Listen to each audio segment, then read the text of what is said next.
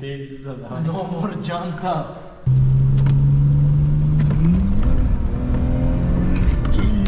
Толкова напреднал съм вече, не мога да мисля. Толкова оклепа съм вече, ще мога да чистя. Включвам се набързо да кажа само, че клипът ще е малко каша, понеже е сниман в рамките на 2 седмици и някои неща може да липсват. Въпреки това надявам се да ви е интересен и ако ви е бил интересен, цъкнете лайка, абонирайте се за още, ако искате да видите още от нас и така, лайк, шер, сабскрип. Дали ме гледат хората странно, че се говоря, а сами съм с камера на главата. Сигурно ще е интересно отстрани. Като караш BMW, никога не дай път на пешеходците, да се знаят. Слушат ма, смесен, слушам да, смешен. Забравени рапъри искат да никнат до мен като плесен. Ходът ти грешен, ти си солфешен, имаш проблем с солфежа. На сцената имаш градеж, само ако беше подбора строежа. Чух ти куплежа. Добро утро, здравейте, добър вечер. Според това кога гледате видеото, в момента отивам да взема Георги и ще ходим при нотариус, за да прехвърлим един автомобил. Ами, не можахме много да снимаме процеса по покупко-продажбата, но вече сме в гаража. Ето е колата. И сега ще направя следните неща. Първо ми се иска да я вдигна, понеже в момента е доста ниска. Взел съм и един багажник, понеже този е с крило и е надупчен. Трябва да сменя седалките, да сложа другата чистачка и още някои дребни неща. Ще снимам като има някаква новина и някаква промяна по колата и започвам работа по нея. Виждаме се. Лек апдейт. Тази страна сме готови. Колата е дигната. Смених джантите. Дигаме от тази страна. Сменям джантите и преминаваме към смяната на седалките. Ще сложа обикновените седалки за момента. И за багажника, често казвам, не знам дали ще ми остане време, но ако ми остане време, ще сменя и него. Действаме. One week later. Почнахме деня с пълно губене на време. Както винаги. С налагане на джанти, което е напълно безсмислено, ама колата изглежда добре. Пишете в коментарите с кои джанти ва кефи повече. Мисля, че отговорът е ясен. Или не толкова, не знам. Но обаче тук джантите са гноясали за главината.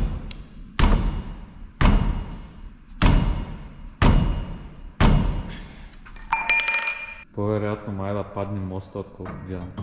Абе ще падне моста. Не стане ти. Да, аз се чуя да я го бутнем, защото... Утре е по-силна, аре. Утре вика по-силно. Дигни я пак малко, тя се е...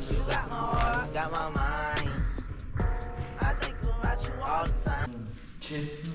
Колата не е раздевай. Италианка, трети собствени. Брат, слез долу да снимаш, ще се изнервям. Той е тъмно, няма да се види нищо тук и раздя се. Те излиза, да. No more джанта!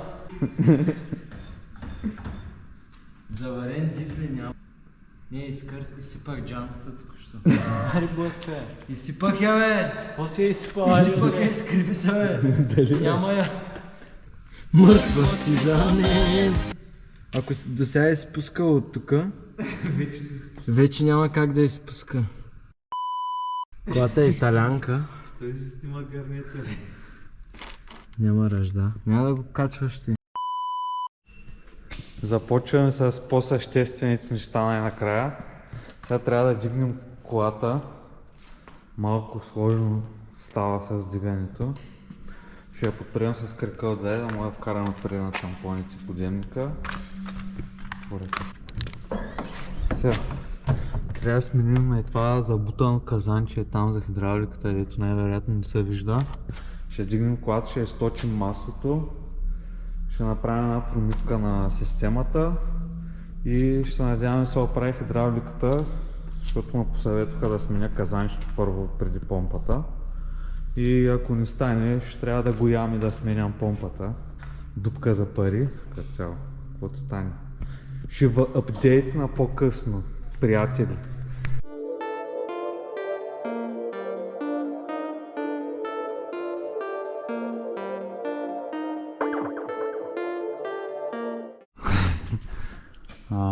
Ето я помпата, за какво не се вижда така. И трябва да пуснем маслото, може би от тука. Супер, може би от тук ще пуснем маслото. И тук би трябвало да има един клапан, който ще се опитам да го извадя и да го почистя или поне да видя дали работи. От тук е входната тръба на течността. И казанчето, ясетни е тук. И казанчето, което е мумифицирано, ще трябва да го сменим, понеже отдолу има един филтър в него, който се задръства доста често и проверих течността, ви ще видите по-късно, направо е черна. Така че сега ще започнем с спускането на течността и след като я пуснем, какво ще е по-добре да сменим казанчето и тогава да го промием или с това казанче да промиваме? Ще го сменим. Добре, първо ще сменим казанчето и тогава ще направим промивка. И така, почваме. Чакай, бе, мизерник! Полека снайкъл е мой.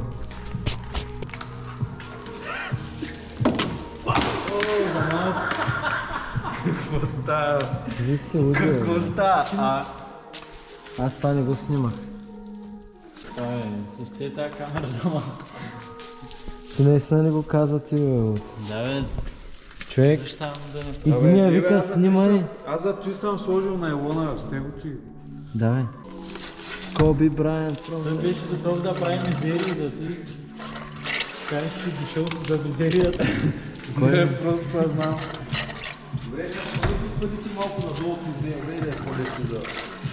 Защото сме малумни. Не виждам какво снимам. Сергина! Той е много висок. Защото сме малумни. Ай с тия толкова. Отворихме тук клапана, видяхме, че всичко е наред и сега го връщаме. Почисти го само. И сега ще правим промивката. Вече. Свършим с медик. С медик, да, с безмаслица. С фейри. Фейри с нар. С медик. Дай да наливаме някакви куци или ще затваряме. Трябва да ви първото. Той как да го развия от тук, бе, брат? Май отгоре трябва. Его е.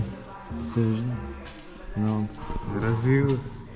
брат, не искам да се цапам. Какво да се цапаш Се тук? вижда планката ми. Бунга, бунга, аре, развойте го. Бунга, ти се вижда. Добре се справям. И да ти харесва. И да не ти харесва. Първо, разви скобите да махнеш маркучите и дам скобата с 10. Имам работа да няма да занимавам с вас. То спък, какво става с мисля?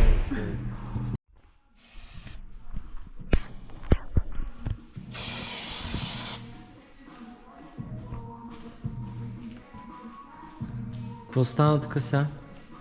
Столихме казанчето и сега ще го пълним с хидравлично масло, да може да промием системата. Обаче кои маркучи да вържа? Май ще вържа двата маркуча към казанчето и да изтича от тук или да закачим цялата система, да може да се повърти вътре маслото, докато въртим наляво надясно и тогава да го източим. Сякаш е най-добре така. Ага. И този само стане тук да бутнем. Скобата е разтегната. Да я развием малко скобата, за да се разхлади.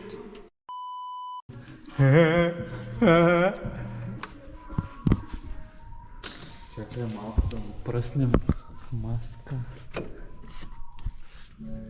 Добре, че не снимах с маската. Каква беше? Се тава, брат. Нали ще са промива сега с маската обезмазнител. Топ. С маската обезмазнител. Влезе ли като с нощи?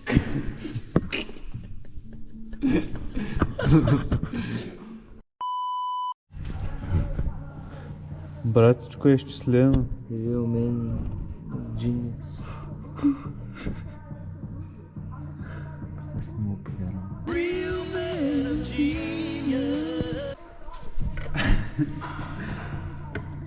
Само че голямо. Важното е, че ни олява, брат. Страхотна лойка! Се спрай. Да. Палига. Що? Да я паля ли бе? Да, ма. Не искаш някакви? Как да си налеем течни за чистачки? В M52 B25. Много интересно. Като цяло за това сме дошли. Добре. Си ходим?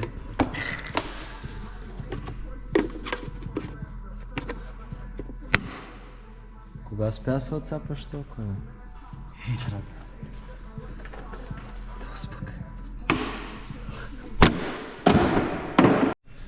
Експеримента с хидравликата не се получи. Няма никаква промяна с колата. Поредното загубено време. Не е проблем. Другия път направо ще сменим помпата и вече би трябвало всичко да е наред. И така, за съжаление не се получи, ама какво такова. Сега мисля да поочистя малко отвътре и ще пусна една прахосмокачка също и някакви такива древни неща, да се освежи малко. И така, ще ви покажа като е готово. Един бърз апдейт за колата. Вече на другата сутрин. Вътре поизчистих. Доста добре мисля, че се получи като за бързо. Сега няма да се вглеждаме в детайли, но важното е, че тук стана горе-долу добре. Корите поизчистих. Тук поизчистих всичко. Пепелника го смених с по-хубав, който се отваря и е чист. Ето е от другата страна. Мукета като цяло е доста замърсен, трябва да се почисти, но на пръв поглед колата изглежда доста чиста в момента, което ме устройва. За съжаление нямаше много успехи в този клип. И следващия път ще сменим помпата, хидравличната помпа. За съжаление не се оправи с промивката на маслото.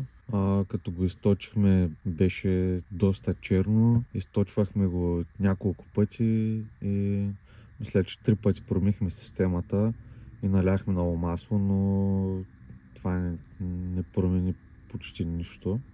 Една идея по-лека е влана, но все пак не стана добре. И помпата вие страшно много, което е признак, че просто е загинала. И следващия път просто ще я сменим и ще се надяваме да се оправи. Няма логика да е от нещо друго просто. Също така, това, което направихме е да сменим датчик на коляновия вал, който се намира и там долу, вижда се. Защото колата имаше проблем, когато е топла, прекъсваше. Тоест не прекъсваше, а когато е топла и, например, спреш на светофар и колата гаснеше сама, сякаш се давеше, като загрее работеше сякаш на един цилиндър по-малко и в ниските обороти беше странна. Също така като се задави или като изгасне сама, докато беше топла, после палеше много трудно. И разчетох се по някакви стари форуми. Също така отидох да се посъветвам с едни момчета в един сервис и споменах за този датчик. Вероятността беше голяма да е от него. Така че просто поръчах нов и го смених. Не ОМ, но Сложих ВДО, доста добър вариант според мен. И когато се оправи, този проблем вече не съществува. За напред трябва да сменя този кожух тук на виското, защото не искам да се щупи в него. Това беше, което не съм снимал по колата и което сме правили тези дни. You ain't heard about us? Well, you need to go watch the news. Niggas know we be dropping shit. Got the feds on my ass in the hood cause they think I'm the one who been banning them Glocks and shit.